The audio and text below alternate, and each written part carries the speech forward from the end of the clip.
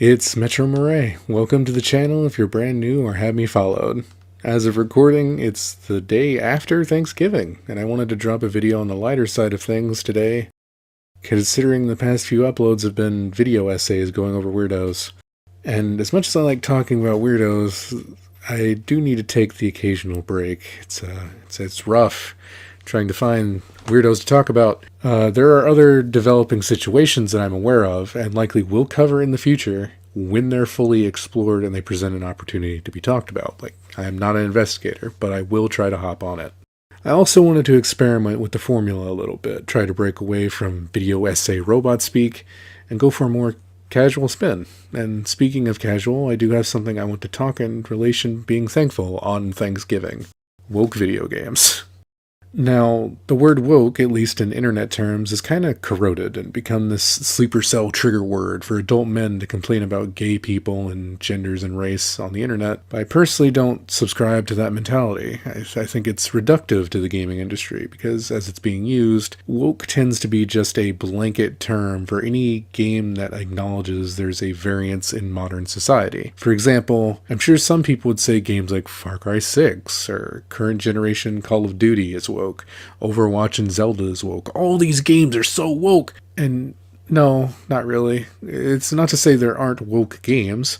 There's some games that come out I feel do heavily lean towards LGBTQ stuff, play into gender politics, but at the same time, they're, in my opinion, fairly rare indie dev and tend to land on a spectrum of being either a cozy game you can play to wind down, Animal Crossing might even play into that, but not so predominantly, or it's a entirely non-nuanced, what I like to call a shell game, like Concord or Dustborn. Both games respectively lack in good game design or storytelling. With Concord, it was the generally bland character design, in my opinion. Most characters lacking distinctive markings or really any kind of indication as to what they're supposed to be in universe. Take the medic, for example, which if you actually look for a second and, try to remove yourself from the political mind speak there, you couldn't really tell on first glance that he is a medic, other than just he's a generally sci-fi character with inclusivity, quote unquote, sprinkled in. And the whole cast is like that. But I'm sure a $40 price tag on launch with a very bare-bones scale, absurd design choices didn't help much either. And as for Dustborn, and I will clarify I've never played Dustborn, but the controversy was so loud with that one, you could tell it's a tone-deaf story and had nonsensical story beats. One of the main characters actively gets really angry with a robot butler or steward for some reason. I'll play that clip now. The main character insults a robot for being nice. Oh, hello. Hey, what's the golem doing on the bus? Ma'am, I'll be happy to serve as your driver. I want to assure you that I'm fully capable of operating this vehicle. I don't mean that you have software, of course. You lack the paperwork, but I don't need any. I'm not going to be mean to it. I don't know if there's a way through, though. Don't touch me. Hey!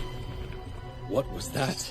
And I feel it just doesn't make sense. Even if you tried to explain that away in earlier or later scenes, logically the amount of anger displayed towards a robot helper like that is just unnecessary. It feels very forced and surface level, like a sci-fi Wattpad fan fiction. Just kind of gross and Mary Sue-like.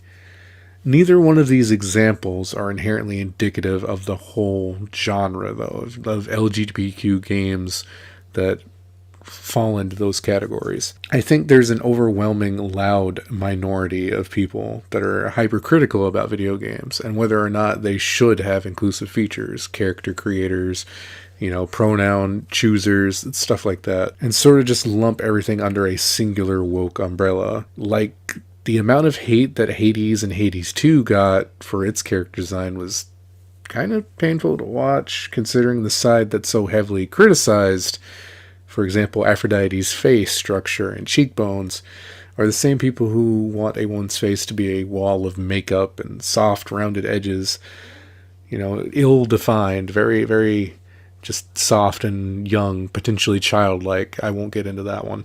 What they consider to be traditional beautiful features. I don't like these kinds of politics in video games, even though I'm a Metal Gear fan, and that's like an inherently political game. So this absurd amount of discourse in the current year of 2024, where we should already learn to be more tolerant of our neighbors, our, fellow guests at the dinner table, and thankful we can still play games because the world hasn't ended yet, is just tiring to me. Like, let be and let be, Nobody's trying to convert you, not realistically, not outside of the internet. So, take a minute. It was only recently I learned, however, about Grums, Mark Kern, this 50-something-year-old walking turd basket who seems to think the gaming industry is being invaded by the woke mind virus, when it's simply just developers deciding to be good and mindful of their consumer base, realistic, because things have changed. Grums, aka Mark Kern, left Blizzard in 2005 and has since had 2 startups, one or both involving crypto, where he basically did jack shit nothing, wasted the budget, and drug his feet throughout development on both projects. Mainly to complain incessantly on his Twitter page, which, there's evidence of that. You can look at the entire timeline of his account. It's just nothing but complaining. He was also the one holding the lighter when it came to the absolute dumpster fire that was, and still is, the Stellar Blade discourse. So no, if we wholly left it up to people like Mark Kern, and anybody perpetuating the idea that games are shit nowadays and ruined by some gay agenda, then we'd have a more pressing problem of hypersexualization and truly hyper-violent video games. Because that's what they want, right? They want the man's game, a space where you can be a man, be a bro. When the majority of games that are like that are either shooters, beat-em-ups, or niche titles that fall into sports or VR categories or racing, they want something like the good old days, where these societal issues, quote-unquote issues, weren't as commonly acknowledged. And granted, these games from that era were fun, but not because it was double-decker tits and blood and guts and stuff. They were actually just passionately made, well-crafted games, and we still have well-crafted games in the present day. It's just somehow this false correlation has become so ingrained, so just beaded into that side of politics, that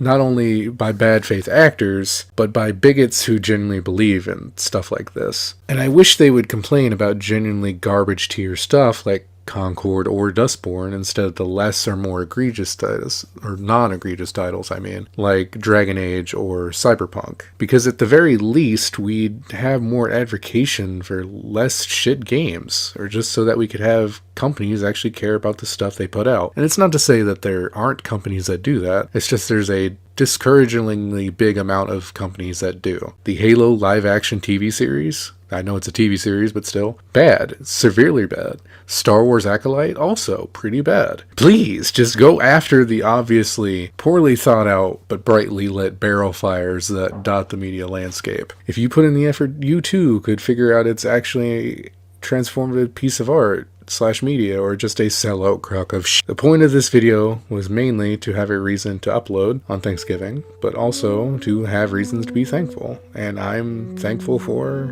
my family, my friends, and honestly the few banger games I've decided to stick to recently, Helldivers 2, the finals. But I've also had a chance to play Cyberpunk, which was enough for me to say I'll be buying it in the future. I only had like a 5-hour trial of it, and honestly it was a blast.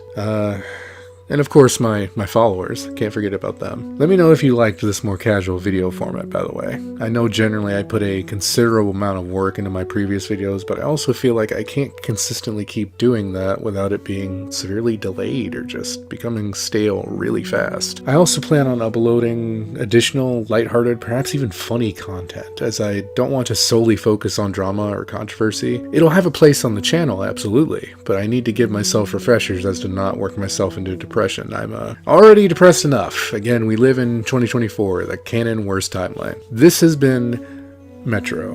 Farewell, and please be safe. Thank you.